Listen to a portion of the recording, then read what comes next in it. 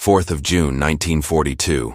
The morning broke clear and deceptive over the Pacific Ocean, where Admiral Chuichi Nagumo stood on the bridge of the carrier Akagi, watching his strike force prepare for what he believed would be another decisive victory in Japan's relentless march across the waters. The same man who had orchestrated the devastating surprise at Pearl Harbor 6 months earlier now commanded 4 fleet carriers, Akagi, Kaga, Soryu, and Hiryu, vessels that represented the steel spine of Imperial Japan's naval aviation power. He did not yet know that within hours, 3 of these magnificent ships would become floating funeral pyres, their deck plates buckling under temperatures hot enough to melt human resolve, along with the aircraft scattered across them like broken toys. The confidence aboard the Japanese fleet that morning stemmed from an unbroken string of victories stretching back to the 7th of December, 1941. Nagumo's carriers had struck Pearl Harbor with such devastating effect that the American Pacific Fleet had been crippled in a single morning. Since then, Japanese forces had swept through the Dutch East Indies, conquered Singapore, Britain's supposedly impregnable fortress, and pushed Allied forces back across thousands of miles of ocean. The carrier pilots who prepared their Nakajima B-5N torpedo bombers and Aichi D-3A dive bombers that morning had every reason to believe they were invincible. According to combat records preserved in the Naval Historical Center archives, these aviators had accumulated more combat experience than any other naval air arm in the world, having honed their skills in the skies over China since 1937 before unleashing their expertise against Western forces. The target that morning was Midway Atoll, a tiny speck of coral and sand sitting 1,400 miles northwest of Hawaii. To American strategists, Midway represented far more than its modest size suggested. It was an unsinkable aircraft carrier, an advance warning post, and a strategic gateway to Hawaii itself. To Admiral Isoroku Yamamoto, commander of the combined fleet and architect of the Midway operation, the atoll was bait in an elaborate trap designed to lure out the remaining American carriers and destroy them in a decisive engagement that would force the United States to negotiate peace on Japanese terms. Yamamoto had divided his forces into multiple groups. Nagumo's carrier strike force would pummel Midway's defenses while the main battle fleet, centered on the massive battleship Yamato, would hang back to annihilate any American carriers foolish enough to respond. What neither Yamamoto nor Nagumo knew as the sun climbed higher that 4th of June morning was that American codebreakers had already unraveled their plans. Commander Joseph Rochefort and his team of cryptanalysts at Station Hypo in Pearl Harbor had performed what historians would later call one of the most consequential intelligence achievements of the entire war, breaking enough of the Japanese naval code JN-25 to discern not just the target, Midway, but the approximate timing and composition of the attacking force. This intelligence breakthrough, documented extensively in works such as Shattered Sword by Jonathan Parshall and Anthony Tully, meant that instead of springing a trap, the Japanese were sailing directly into one. Admiral Chester Nimitz, commanding the Pacific Fleet from his headquarters in Pearl Harbor, had responded to this intelligence windfall by assembling every available carrier. The Yorktown, badly damaged at the Battle of the Coral Sea just a month earlier, had been patched together in a miraculous 72 hours of round-the-clock repairs at Pearl Harbor. Work that should have taken months compressed into 3 desperate days. Alongside Yorktown sailed Enterprise and Hornet, all positioned northeast of Midway in a location designated Point Luck, waiting in ambush.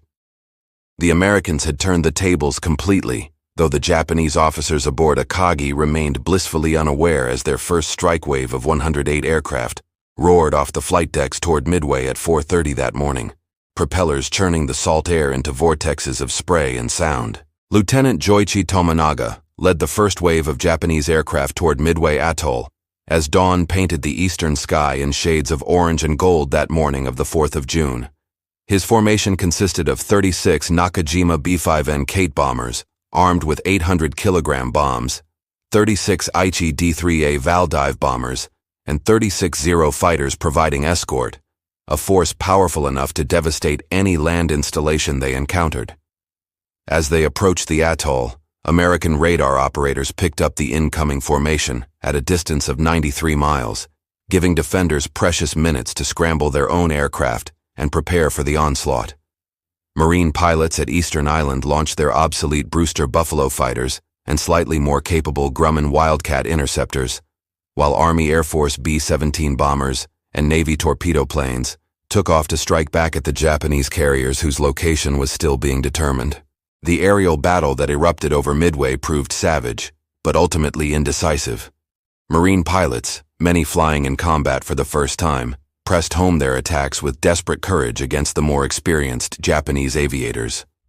Captain John Carey led Marine Fighting Squadron 221 in Buffaloes that one pilot later described as worse than flying a brick. Yet they still managed to disrupt some of the attacking formations before being shot down in horrifying numbers. Japanese records indicate that the American fighters inflicted minimal damage on the strike force, but they had accomplished something more valuable than downing enemy aircraft.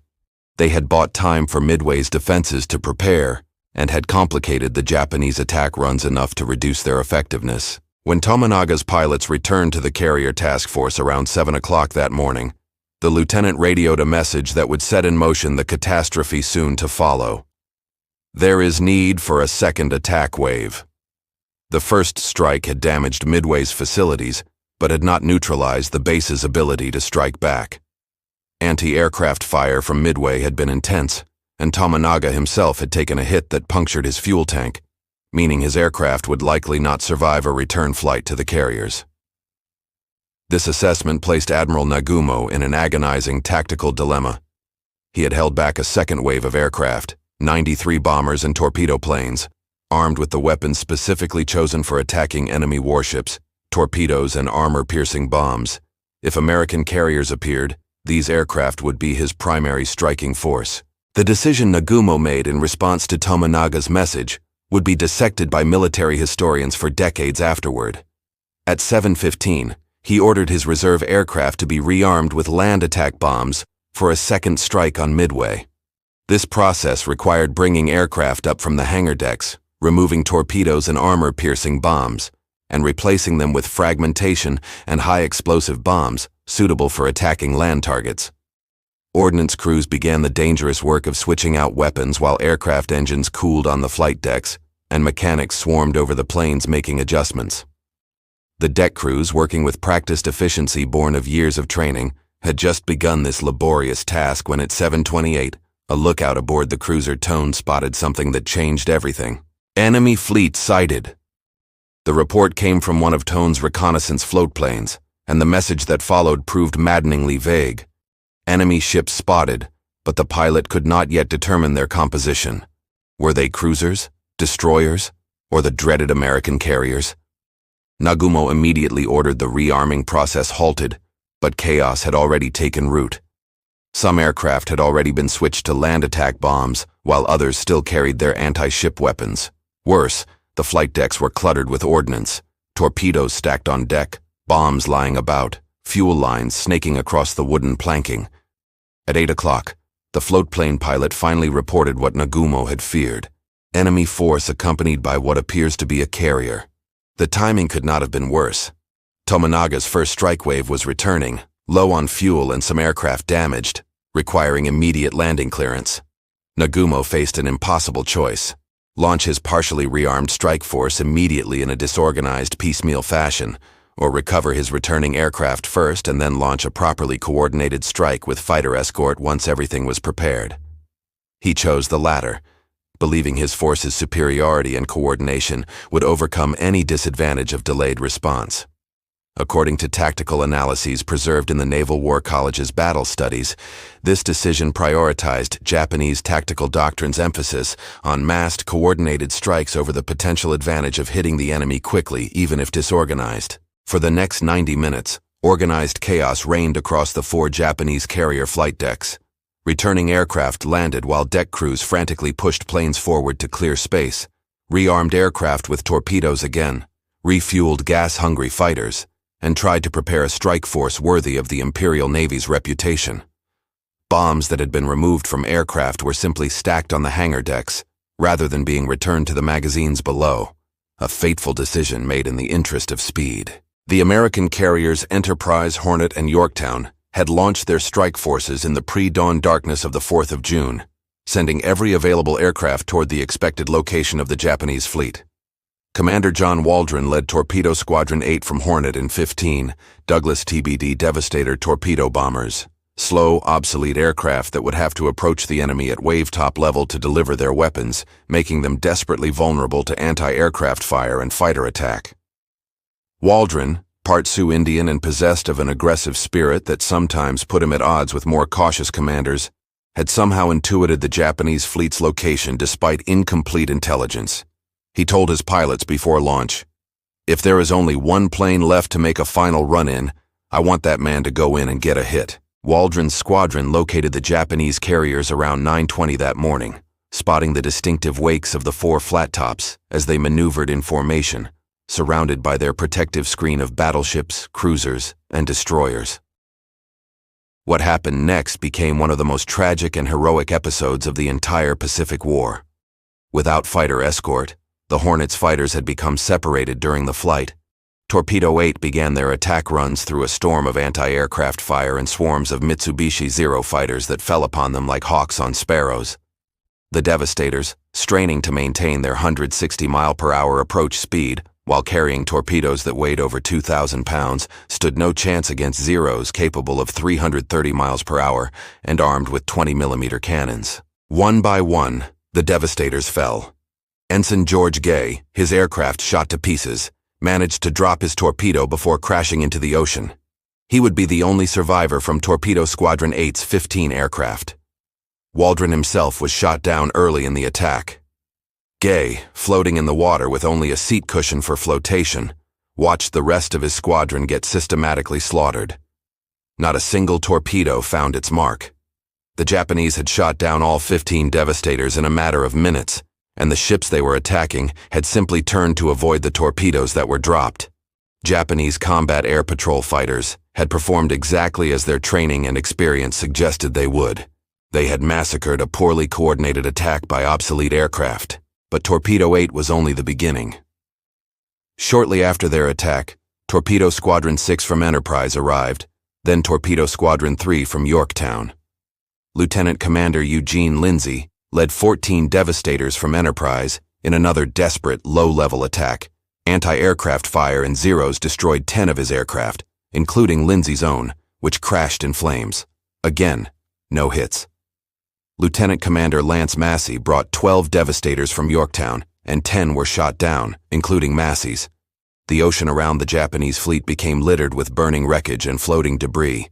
Of 41 American torpedo bombers that attacked that morning, only 6 survived to return to their carriers. Not a single torpedo had struck home. Aboard the Japanese carriers, the successful defense seemed to confirm everything Nagumo's officers believed about their superiority. They had massacred 3 separate American torpedo attacks with minimal damage to their own fleet. The Americans had demonstrated remarkable courage but also remarkable incompetence, sending in uncoordinated attacks without proper fighter cover. Japanese Zero pilots, having expended ammunition and fuel defending against the torpedo attacks, began landing on their carriers to rearm and refuel. The threat appeared to be over. On Akagi's flight deck, aircraft were finally spotted for launch, fueled, armed with torpedoes, and ready to strike the American carriers, whose location had now been determined. The moment of triumph seemed at hand. What neither Nagumo nor his officers recognized was that the doomed torpedo attacks had accomplished something crucial despite their complete tactical failure. The American torpedo bombers had pulled the Japanese combat air patrol down to wave-top level, where the desperate Devastators had made their final runs. The Zeros, having destroyed the torpedo bombers, were now at low altitude, many low on ammunition and fuel.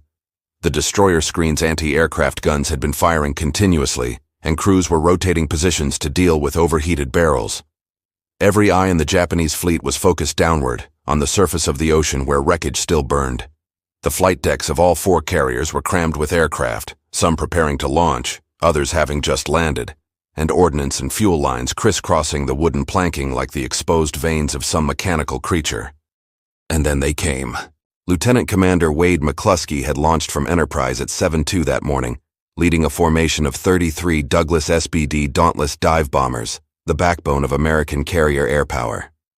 Unlike the lumbering Devastators, the Dauntless was a capable aircraft, sturdy, relatively fast, and equipped with perforated dive brakes that allowed it to plunge nearly straight down on its target before releasing its 1,000-pound bomb and pulling up. But McCluskey had a problem. The Japanese carriers were not where intelligence had predicted they would be. Flying toward empty ocean, fuel gauges steadily dropping, McCluskey made a decision that demonstrated why leadership in war often depends less on following doctrine and more on intuition born of experience. At 9:55, instead of turning back toward Enterprise with fuel running dangerously low, he decided to search slightly north. At 10:20, McCluskey spotted a Japanese destroyer racing northeast, leaving a distinctive white wake. The vessel was the Arashi, which had been delayed after depth-charging the American submarine Nautilus. McCluskey reasoned that the destroyer was hurrying to rejoin the main fleet and followed its wake like a pointer arrow drawn on the ocean. 5 minutes later, the sight that greeted McCluskey and his pilots would have been stunning even without the tactical implications. 4 Japanese carriers, their flight decks packed with aircraft, maneuvering in formation surrounded by their escort vessels. Years later, McCluskey would describe the moment with characteristic understatement. "I was quite satisfied with my decision to turn north, since we had found the target." At almost the same moment, Lieutenant Commander Maxwell Leslie was leading 17 Dauntless dive bombers from Yorktown toward the same target, having arrived by a different route. Through a combination of skill, luck, and the sacrifice of the torpedo squadrons that had come before, the Americans had achieved what Japanese doctrine considered nearly impossible. 2 separate dive bomber formations arriving over the Japanese carriers simultaneously from different directions, with the combat air patrol out of position at low altitude and unable to intervene. As McCluskey's formation entered their dives, the Japanese below had perhaps 30 seconds of warning, enough time to realize what was happening, but not nearly enough to prevent it. McCluskey led his group against the carrier Kaga, nicknamed the Tuna by her crew for her ungainly appearance, but carrying a devastating air group of 63 aircraft. The Dauntless dive bombers rolled over one by one, split dive brakes grabbing air, engines screaming as gravity pulled them down toward the target. Anti-aircraft fire rose to meet them, puffs of black smoke blossoming in the air, tracer rounds drawing glowing lines through the sky. But American pilots pressed through the fire, lining up the carrier in their bomb sights, watching it grow larger, compensating for wind and the carrier's evasive maneuvers, waiting for the perfect moment to release. Lieutenant Richard Best, leading a 3-plane section, noticed that most of McCluskey's bombers were diving on Kaga and made a split-second decision to shift his attack to another carrier nearby, Akagi, Nagumo's flagship. At 10:26, the bombs began to fall. The first 1,000-pound bomb struck Kaga near the bridge superstructure, its explosion killing everyone on the bridge instantly and starting fires that immediately began consuming the wooden flight deck. A second bomb struck amidships, penetrating to the hangar deck where armed and fueled aircraft were packed together. The explosion detonated the torpedo warheads, which in turn ignited aviation fuel and ammunition in a cascading series of blasts that ripped through the ship's interior like a flaming fist. A third bomb struck aft near the elevators. Within seconds, Kaga transformed from a functioning warship into a floating inferno. Crew members, engulfed in flames or trapped below decks as bulkheads warped shut from the heat, faced choices no human should have to make. Akagi fared no better under Best's attack. The flagship took 2 direct hits within minutes. One bomb struck the middle elevator, penetrating to the hangar deck where it detonated among the recently rearmed aircraft. The second hit crashed through the flight deck aft. The force of the explosion sent aircraft tumbling across the deck like children's toys. Fuel from ruptured lines spread across the wooden planking and ignited, creating rivers of fire that flowed toward the ship's island structure. Admiral Nagumo, standing on Akagi's bridge, watched his carefully prepared strike force disintegrate into chaos as secondary explosions began tearing through the carrier's bowels. The bombs and torpedoes that deck crews had left stacked on the hangar deck while rushing to prepare the strike force now cooked off in the flames, each explosion feeding the inferno. Maxwell Leslie's squadron from Yorktown attacked the carrier Soryu simultaneously, achieving the kind of coordinated strike that the Japanese had perfected, but that the Americans had struggled to execute throughout the morning. 3,000-pound bombs hit Soryu in rapid succession. One penetrated to the hangar deck forward, another struck amidships, and a third hit aft. Like her sister carriers, Soryu had been caught with her aircraft armed, fueled, and crammed onto her decks in preparation for launch. The result was the same: immediate, catastrophic fires fed by aviation fuel and secondary explosions from ordnance cooked off by the flames. Within minutes, Soryu was burning from bow to stern, her crew abandoning their stations as flames made sections of the ship uninhabitable. The entire attack lasted approximately 5 minutes, perhaps the most consequential 5 minutes of the entire Pacific War. When the American dive bombers pulled up and turned for home, 3 of Japan's 4 carriers were burning wrecks, their carefully trained crews dead or dying, their aircraft destroyed, their offensive capability annihilated. The confidence that had characterized Japanese operations that morning had evaporated as completely as the fuel burning on 3 carrier flight decks. Historical accounts from both Japanese and American sources would later establish that only bad luck, Nagumo's second strike wave being caught on deck while armed and fueled, had made the destruction so total. 1 Japanese carrier remained operational, Hiryu, which had been maneuvering separately from the other 3 carriers and had escaped the American dive bomber attack unscathed. Rear Admiral Taman Yamaguchi, commanding from Hiryu, was known throughout the Imperial Navy as an aggressive, capable officer who had trained at Princeton University before the war and understood American thinking better than most of his contemporaries. Rather than withdrawing or waiting for the situation to stabilize, Yamaguchi immediately ordered his air group to strike back at the American carriers while confusion still reigned. By 11 o'clock, just 30 minutes after the devastating American attack, 18 Aichi D-3A Val dive bombers and 6 Zero fighters roared off Hiryu's flight deck toward the American task force. Lieutenant Michio Kobayashi led this counterstrike toward the American carriers, determined to prove that Japanese naval aviation had not been broken by a single surprise attack. The strike group located Yorktown around 12 o'clock, and Kobayashi's pilots pressed home their attack despite heavy anti-aircraft fire and defending Wildcat fighters from Yorktown's combat air patrol. American fighter pilots shot down several of the attacking Vals, and anti-aircraft fire from Yorktown and her escorting vessels filled the sky with exploding shells. But Japanese pilots, trained to press attacks regardless of casualties, kept diving. 3 bombs struck Yorktown in rapid succession, one penetrating through the flight deck and exploding in the interior, starting fires and killing dozens of crew members instantly. The damage proved severe but not immediately fatal. Yorktown's skilled damage control parties attacked the fires with practiced efficiency, and within 2 hours they had restored the carrier to limited operations. Her flight deck, though scarred and damaged, could still recover aircraft. Her engines, initially knocked offline by the bomb hits, were coaxed back to life by engineering crews working in spaces thick with smoke and heated to dangerous temperatures. But Yorktown's respite proved brief. At 2:30 that afternoon, a second strike wave from Hiryu appeared. 10 Nakajima B-5N Kate torpedo bombers escorted by 6 Zeros, led by Lieutenant Joichi Tominaga, who had led the morning strike on Midway and had volunteered for this mission despite knowing his damaged aircraft lacked sufficient fuel to return. Tominaga's torpedo bombers came in low and fast, skimming just above the wavetops to avoid radar detection until the last possible moment. Yorktown's combat air patrol and anti-aircraft fire knocked down several of the attacking aircraft, including Tominaga's. The lieutenant pressed his attack to the end, releasing his torpedo before his aircraft, trailing smoke and flames, plunged into the ocean. 2 torpedoes struck Yorktown on her port side, the explosions opening massive holes in her hull below the waterline. Water poured into the carrier's interior spaces, and she developed an immediate 17-degree list. The carrier's engines stopped, her electrical power failed, and damage control parties found themselves working in darkness, guided only by emergency lighting and the instinct born of countless training drills. Captain Elliot Buckmaster, commanding Yorktown, made the agonizing decision to order abandon ship when the list reached 26 degrees and continued to increase.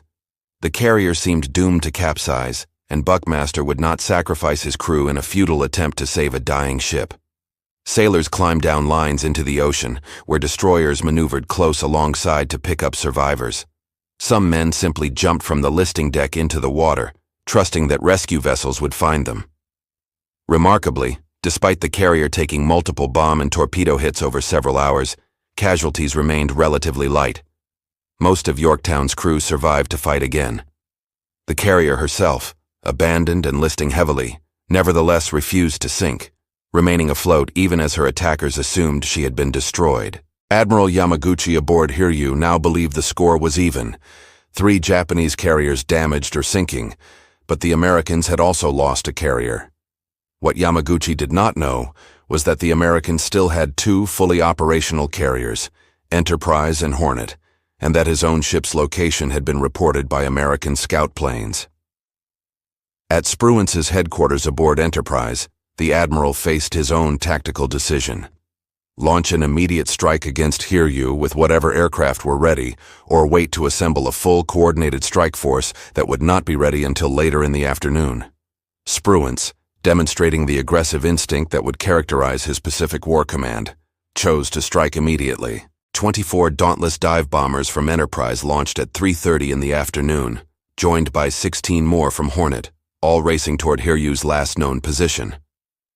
The Japanese carrier, aware she had been spotted, maneuvered desperately while her remaining fighters provided combat air patrol overhead. But the pattern established earlier that morning repeated itself. American dive bombers arrived overhead, rolled into their dives despite anti-aircraft fire, and released their 1,000-pound bombs with the accuracy that came from countless hours of training. At 5 o'clock, 4 bombs struck Hiryu in rapid succession, turning her flight deck into a blazing wreck, just like her sister carriers earlier that day. Flames engulfed Hiryu's forward section, fed by aviation fuel and exploding ordnance. Her remaining aircraft, spotted on deck for a planned sunset strike against the American carriers, contributed to the inferno as their fuel tanks ruptured and their ammunition cooked off in the flames. Admiral Yamaguchi, recognizing that his ship was doomed and his chance for revenge had passed, chose to go down with Hiryu rather than face the shame of returning to Japan, having lost 4 fleet carriers in a single day. Japanese naval tradition placed enormous emphasis on personal responsibility, and Yamaguchi embodied that tradition to its tragic conclusion, remaining aboard as his flagship slipped beneath the waves early the following morning. As the 4th of June faded into evening, the magnitude of what had occurred began registering with commanders on both sides of the engagement. 4 Japanese fleet carriers, representing more than half of Japan's total first-line carrier strength, were destroyed or burning beyond salvage. With them perished not just the ships themselves, but irreplaceable air groups and the experienced aviators who had formed the core of Japanese naval aviation since before Pearl Harbor. These were the same pilots who had attacked Pearl Harbor, conquered the Dutch East Indies, and driven British forces from the Indian Ocean. Their loss represented a blow from which Japanese naval aviation would never fully recover, not because Japan lacked additional carriers or aircraft, but because replacing the men who had accumulated years of training and combat experience proved impossible in the time remaining. Aboard the burning hulks of Akagi, Kaga, and Soryu, surviving crew members fought desperate battles against flames and secondary explosions, while rescue vessels maneuvered alongside to take off survivors. The fires burning in the carrier's interiors reached temperatures that melted steel and consumed everything combustible. Damage control parties initially attempting to save their ships eventually found themselves simply trying to survive as bulkheads warped and collapsed, trapping men in compartments that became ovens. Some crew members, faced with the choice between burning alive or jumping into the oil-slicked water around their ships, chose the ocean, only to face new dangers from sharks attracted by blood and from hypothermia in water that, despite being in the tropics, would kill an unprotected swimmer within hours. Captain Tomeo Kaku of Hiryu ordered his crew to abandon ship at 2:30 on the morning of the 5th of June, after all efforts to control the fires had failed. Admiral Yamaguchi, as mentioned, chose to remain aboard along with Captain Kaku, both men standing on the bridge as flames consumed their ship from stern to bow. According to survivors who were among the last to leave Hiryu, Yamaguchi was calm and composed even as the end approached, having served sake to his staff officers and given away personal effects to be returned to his family. Such composure in the face of certain death reflected the Bushido code that still influenced Japanese naval officers. though whether such adherence to tradition served any practical purpose beyond preserving personal honor remained debatable even among Japanese survivors reflecting on the battle years later.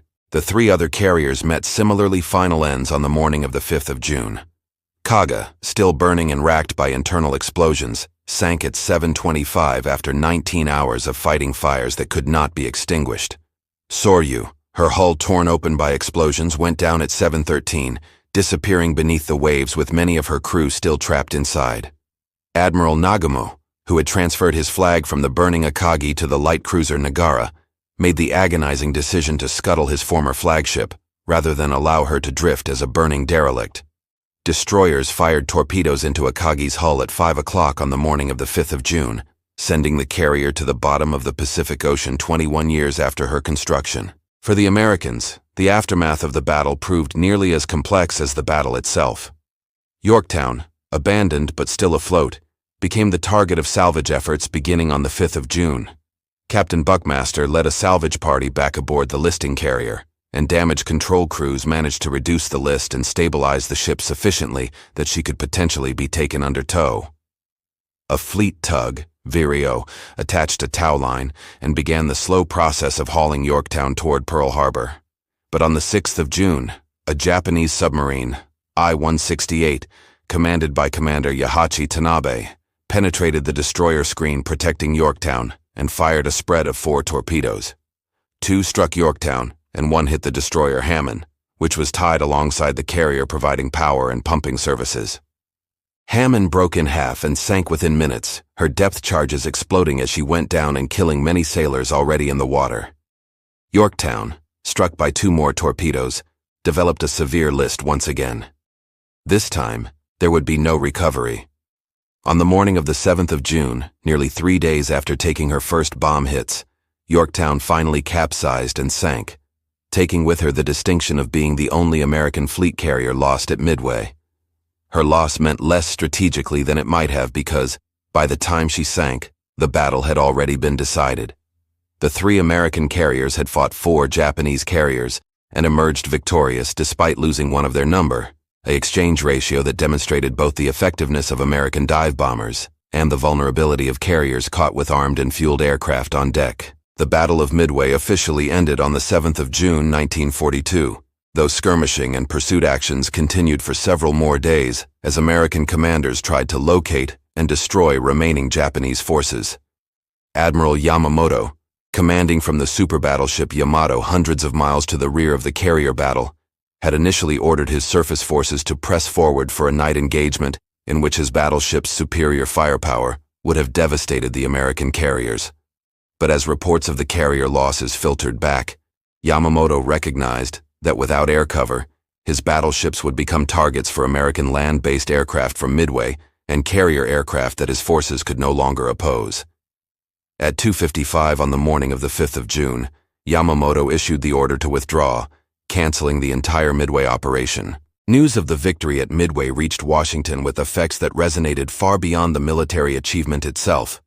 President Franklin Roosevelt, managing a global war on multiple fronts, had desperately needed good news to present to the American public after 6 months of nearly uninterrupted defeats.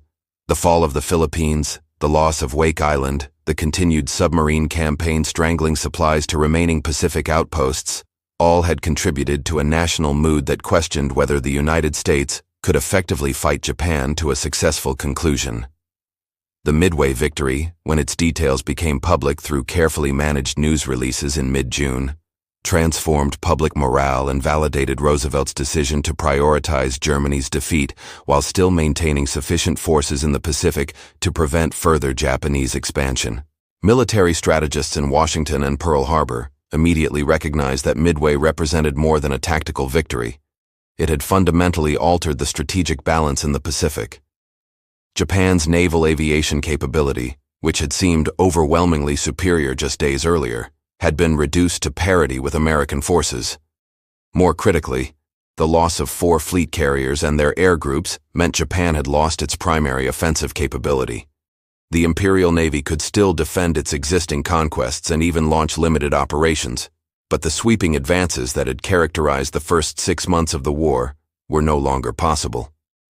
American industrial capacity, already ramping up production of Essex-class fleet carriers and thousands of aircraft, would ensure that this balance would tip increasingly in America's favor as the war continued. Japan's strategic position had not collapsed overnight. The country still controlled vast territories stretching from Burma to the Gilbert Islands, from the Aleutians to New Guinea. Japanese forces still occupied the Philippines, the Dutch East Indies, Malaya, and much of coastal China. The Imperial Army remained a formidable force, and Japanese defensive preparations on captured islands would exact a terrible price from American forces attempting to recapture them. But the initiative, that intangible quality in warfare that allows one side to dictate the tempo and location of operations, had shifted to the Americans. From Midway forward, Japan would largely react to American moves rather than forcing the Americans to respond to Japanese offensives. The human cost of Midway reflected the brutal arithmetic of carrier warfare. Japan lost approximately 3,000 sailors and airmen killed, though exact figures remained difficult to establish because entire ships' companies went down with their vessels, and Japanese casualty reporting during the war often proved incomplete. American casualties totaled 307 killed, including the torpedo bomber crews massacred in their attacks and sailors killed aboard Yorktown and Hammond. But these raw numbers obscured the qualitative difference in losses. Japan had lost many of its most experienced naval aviators, men with thousands of hours of flying time and extensive combat experience, who simply could not be replaced quickly. American losses, while tragic for the individuals involved and their families, included fewer irreplaceable specialists. Admiral Yamamoto, returning to Japan aboard Yamato, faced the unenviable task of reporting the defeat to the Imperial General Headquarters, and, by extension, to Emperor Hirohito himself. Japanese military culture placed enormous emphasis on victory and viewed defeat as shameful, making honest assessment of military setbacks difficult even in private strategic discussions. Yamamoto took personal responsibility for the defeat, while also noting the role that overconfidence and divided forces had played in the outcome. He would continue commanding the combined fleet until April of 1943, when American P-38 Lightning fighters, acting on intercepted intelligence about his inspection tour, shot down his aircraft over Bougainville, a mission that demonstrated both the continuing importance of intelligence in the Pacific War and America's willingness to target enemy commanders directly. The Japanese High Command attempted to conceal the extent of the Midway defeat from the Japanese public, fearing that knowledge of such a catastrophic loss would damage morale. Official communiques claimed a great victory, and even within the military, information about the carrier losses was strictly limited to senior officers. Surviving crew members from the lost carriers were quarantined upon their return to Japan and forbidden to discuss what had happened. This secrecy meant that many Japanese strategic planners, lacking accurate information about available naval aviation assets, continued developing plans based on optimistic assessments of Japan's capabilities that no longer matched reality. Such institutional dishonesty would plague Japanese strategic planning for the remainder of the war. Within the American military establishment, debate began immediately about lessons learned from Midway. The decisive role of dive bombers contrasted sharply with the complete failure of torpedo attacks, leading to accelerated programs to replace the obsolete TBD Devastator with the newer Grumman TBF Avenger torpedo bomber. The crucial importance of intelligence was recognized, leading to expanded cryptanalysis efforts and tighter integration between intelligence and operational commands. The vulnerability of carriers caught with armed and fueled aircraft on deck prompted changes in carrier operating procedures, with increased emphasis on maintaining clear flight decks and storing ordnance properly, rather than leaving it exposed during operations. Military historians examining the Battle of Midway in the decades following the battle identified several critical factors that explained why 4 Japanese carriers were destroyed while the Americans lost only 1. The most fundamental issue stemmed from the Japanese operational plan itself, which divided forces across multiple objectives and geographic areas rather than concentrating power at the decisive point. Admiral Yamamoto's decision to send carriers against the Aleutian Islands simultaneously with the Midway operation meant that Junyo and Ryujo, 2 additional carriers that might have made the difference in the battle were operating hundreds of miles away attacking Dutch harbor when Nagumo desperately needed them off Midway. This division of forces violated the principle of concentration that Japanese naval doctrine theoretically emphasized. The timing of American dive bomber attacks highlighted what later analysts would call the principle of catastrophic vulnerability in carrier operations. Aircraft carriers possessed enormous striking power, but only when their aircraft were in the air attacking enemy targets. When those same aircraft sat on deck being armed and fueled, the carrier transformed from a weapon into a target, and an exceptionally vulnerable one. The open flight decks necessary for aircraft operations meant that bombs penetrating to the hangar spaces below would find environments rich in fuel, ordnance, and oxygen, creating conditions ideal for catastrophic fires. Japanese carriers, designed with enclosed hangars to facilitate operations in rough weather, actually proved more vulnerable than American carriers with their open-sided hangars that allowed some ventilation and easier firefighting access. The role of American torpedo bomber attacks, though tactically unsuccessful and horrifically costly, proved strategically essential to the American victory. Those 41 devastators that approached the Japanese fleet at wave-top height pressed their attacks despite being slaughtered and accomplished nothing in terms of hits, nonetheless pulled the Japanese combat air patrol down to low altitude at the exact moment when American dive bombers arrived overhead. Had the Zeros been at altitude when McCluskey's and Leslie's formations arrived, they might have torn apart the dauntless dive bombers before they could attack. The sacrifice of the torpedo squadrons, though unintentional in its effect, created the window of opportunity that dive bombers exploited with devastating effectiveness. Intelligence represented perhaps the single most important factor in the American victory. Commander Rochefort's code-breaking team at Station Hypo had provided Admiral Nimitz with information that transformed the entire character of the engagement. Instead of responding to a Japanese attack after the fact, American carriers were positioned in ambush before Japanese forces even approached Midway. This intelligence allowed Nimitz to concentrate his 3 available carriers at the critical point while leaving other areas of the Pacific temporarily vulnerable. A calculated risk that only made sense because he knew where the Japanese would strike. According to naval intelligence histories, including those compiled by the Naval Security Group Command, the Midway code-breaking achievement ranks among the most consequential intelligence successes of World War II. The competence and training level of dive bomber pilots proved decisive during the actual attack. American naval aviation had devoted extensive resources to dive bombing training, and pilots like Best, McCluskey, and Leslie had accumulated hundreds of practice dives before they dove on Japanese carriers at Midway. The accuracy they achieved, multiple direct hits on 3 carriers within a 5-minute period, reflected this training investment. Japanese pilots, though generally more experienced in overall flight time and combat operations, had focused more on torpedo attack and level bombing than on dive bombing, and their anti-ship dive bombing accuracy throughout the war never matched American standards. This specialized competence in a specific attack method proved more valuable than general experience. Japanese damage control capabilities, though adequate for normal battle damage, proved insufficient when facing the cascading disasters that engulfed the carriers at Midway. American carriers had benefited from lessons learned from British carrier operations in the Atlantic and Mediterranean, where German and Italian aircraft had inflicted serious damage on several carriers. These lessons emphasized compartmentalization, redundant systems, and aggressive damage control training. Yorktown's survival for 3 days after taking multiple bomb and torpedo hits demonstrated the effectiveness of these improvements. Japanese carriers, designed before these lessons became apparent and modified less extensively during the war, lacked some of these damage-resistant features and suffered accordingly when catastrophic damage occurred. The doctrine of massed coordinated strikes that characterized Japanese naval aviation thinking proved to be both a strength and a vulnerability.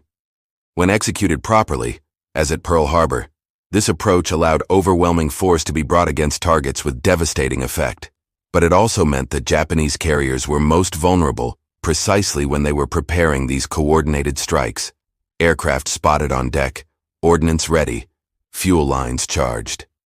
The American approach, less doctrinally rigid and more willing to launch piecemeal attacks, meant that American carriers spent less time with fully armed and fueled aircraft sitting on deck waiting for every element of a strike to be ready.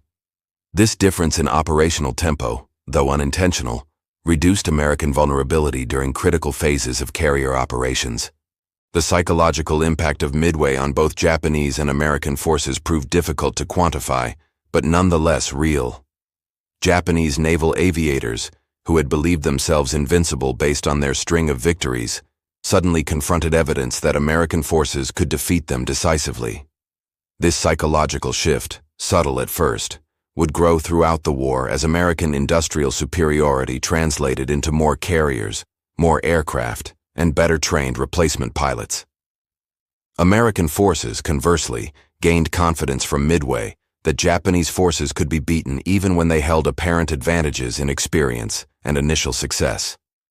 This confidence would prove valuable during the grinding campaigns in the Solomon Islands and elsewhere, as American forces absorbed losses while learning their trade. The Battle of Midway demonstrated that modern naval warfare had fundamentally changed from the battleship-centric operations that dominated naval thinking for centuries. Aircraft carriers, not battleships, had decided the engagement. Yamamoto's powerful battleship force, including the massive Yamato with its 18-inch guns, never fired a shot in anger during the entire operation. The battle wagons that represented decades of naval construction and doctrinal development proved largely irrelevant in an engagement decided by aircraft operating hundreds of miles from their launch platforms. This lesson, obvious in retrospect, nonetheless required actual battle experience to fully convince naval establishments on both sides that the age of the battleship had passed. The 6th of June, 1942, dawned over a Pacific Ocean transformed by the previous day's violence. Where 4 Japanese carriers had steamed confidently just 36 hours earlier, now only oil slicks, floating debris, and the occasional survivor clinging to wreckage marked their passage. American patrol planes searching the area found nothing but the detritus of naval catastrophe: life jackets, pieces of aircraft, and the bodies of sailors who had not survived their ships sinking. The Japanese withdrawal, ordered by Yamamoto in the early hours of the 5th of June, had taken surviving forces beyond the range of pursuit by the morning of the 6th, denying American forces the opportunity to inflict additional damage on cruisers, battleships, or the remaining carriers in the Aleutian force. Admiral Nimitz, receiving reports from his carrier commanders as they returned to Pearl Harbor, recognized immediately that Midway represented a turning point rather than a final victory. In a message to Admiral King, Chief of Naval Operations in Washington, Nimitz noted that while the battle had been won, the war remained far from over. Japan still possessed 8 fleet and light carriers, numerous battleships and cruisers, and most critically, still held vast territories containing resources essential to continuing the war. The initiative had shifted to the Americans, but translating that initiative into actual recapture of territory would require years of additional fighting against an enemy that had proven willing to resist to the point of death rather than surrender. The strategic debate within American military leadership about Pacific priorities intensified following Midway. General Douglas MacArthur, commanding Allied forces in the Southwest Pacific from his headquarters in Australia, advocated for a drive through New Guinea and the Philippines, arguing that American honor demanded the liberation of the Philippines as rapidly as possible. Admiral King and the Navy's leadership preferred a Central Pacific drive through the Marshall and Caroline Islands, which would cut Japanese communications with their southern conquests while positioning American forces for an eventual assault on the Japanese home islands. This debate would continue throughout 1942 and 43, ultimately resulting in a dual approach that stretched Japanese defensive resources but also divided American offensive power. Japan's response to the Midway defeat involved both immediate tactical adjustments and longer-term strategic reassessments. The Imperial Navy accelerated construction programs for replacement carriers, converting several ships already under construction as other types into carriers to rebuild the depleted carrier force. But replacing ships proved far easier than replacing trained aircrew. Japanese naval aviation training programs, adequate for peacetime maintenance of a moderately sized carrier force, could not rapidly expand to replace combat losses while simultaneously training additional pilots for new carriers entering service.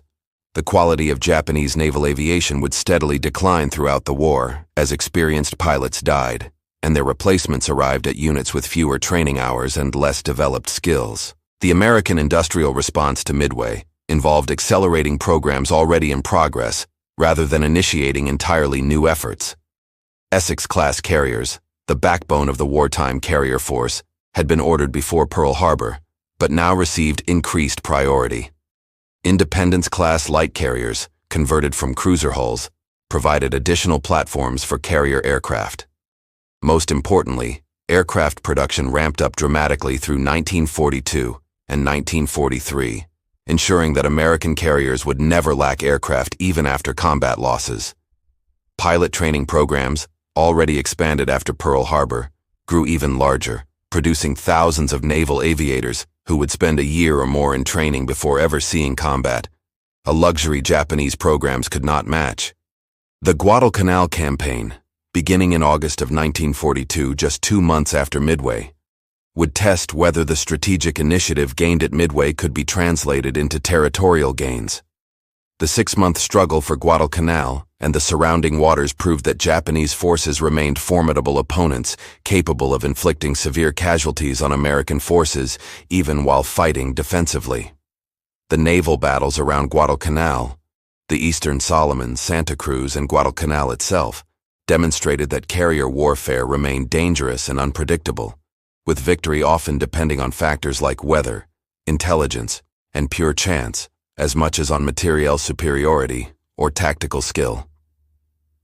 The carrier Hornet, which had survived Midway undamaged, succumbed to Japanese aircraft off Santa Cruz in October of 1942, proving that American carrier forces remained vulnerable despite their Midway victory. Enterprise, the carrier that had launched McCluskey's decisive dive bomber attack at Midway, would become the most decorated ship in the United States Navy, participating in virtually every major Pacific engagement until mechanical exhaustion forced her retirement in April of 1945. Her survival throughout the war, despite taking severe damage on multiple occasions, stood in stark contrast to most of her sister carriers from Midway. Yorktown sunk at Midway itself, Hornet lost at Santa Cruz, and Wasp torpedoed off Guadalcanal in September of 1942. Enterprise's longevity demonstrated both the effectiveness of American damage control and the element of chance that determined which ships survived the war and which did not. The human stories from Midway continued long after the battle itself ended. Ensign George Gay, sole survivor of Torpedo Squadron 8, was rescued after floating in the ocean for 30 hours and went on to fly combat missions later in the war.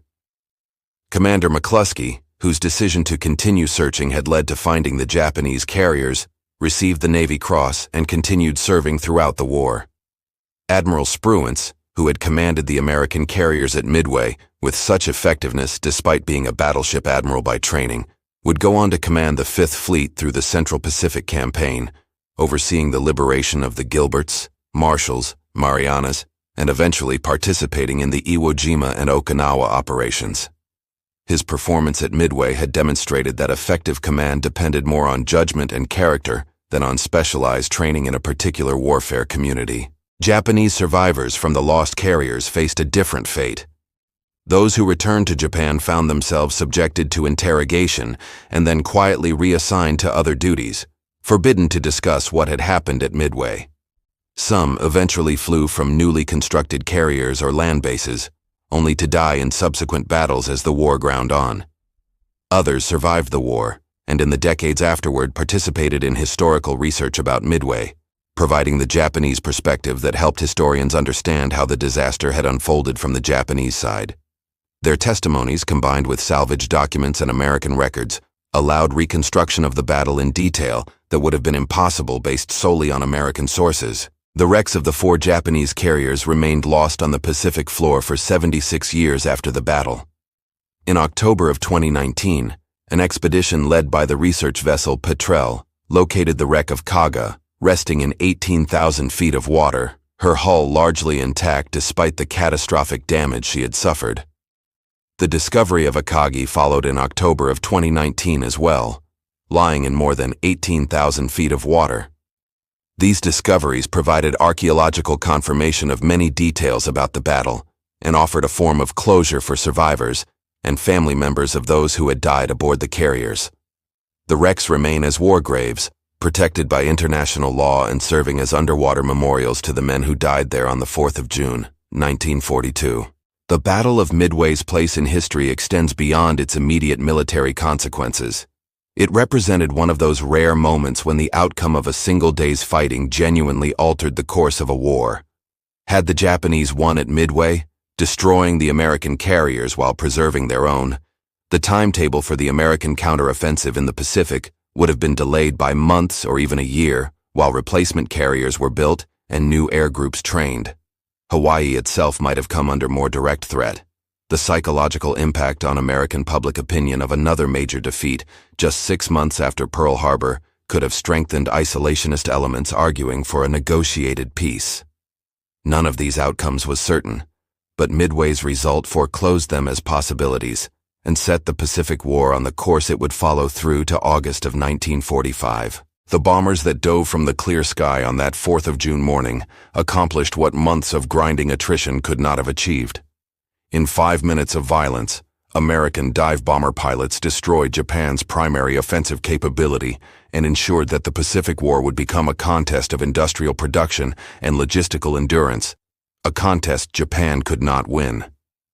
The fires that consumed those carrier decks represented not just the destruction of 4 ships, but the cremation of Japan's strategic options in the Pacific War. Admiral Yamamoto had sought a decisive battle that would force America to negotiate peace on Japanese terms.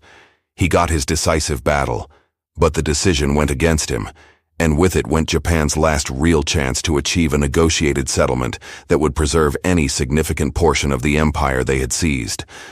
The 4 carriers burned, their decks melting under temperatures that reduced steel to molten rivers, and with them burned Japan's hopes for victory in the Pacific War.